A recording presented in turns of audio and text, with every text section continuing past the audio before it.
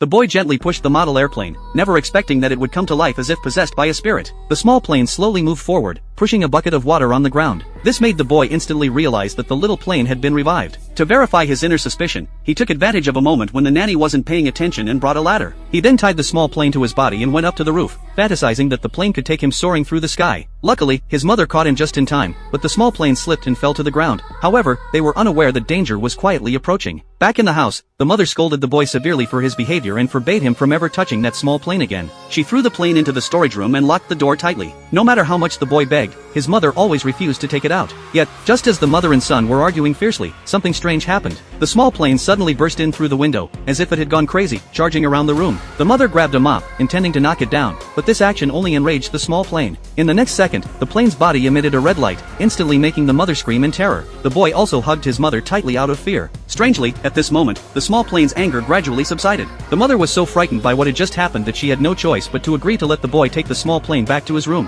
However, the mother was still terrified afterward, so she called her friend Mike. She told him about the small plane. To uncover the hidden secrets of the plane, that night, while the boy was fast asleep, the two quietly took away the eerie little aircraft. Mike carefully examined every detail, but oddly enough, no matter how he looked at it, there were no hidden switches on the small plane. Mike was not satisfied. He took out a knife and tried to cut into the plane's body, but to his surprise, the plane's shell was incredibly hard. Even though the knife was extremely sharp, it didn't leave any traces. Mike realized that this small plane was no ordinary toy, so he decided to take it back to the lab for careful study. However, what they didn't expect was that after a system scan, it showed that there were no electronic components inside the small plane. Mike was puzzled. To verify his inner suspicion, they took the small plane and placed it under a hydraulic press. The heavy press came crashing down on the small plane with a loud bang. To everyone's surprise, after the test, the small plane was not only completely undamaged but didn't even have a single slight scratch. The boy learned that the small plane had been taken away. To rescue it, he snuck into the lab in the middle of the night while everyone was asleep. Just as Mike was on the phone, the boy quietly took the small plane and hid, ready to find a chance to slip out. But after Mike finished the call, he discovered that the small plane was gone.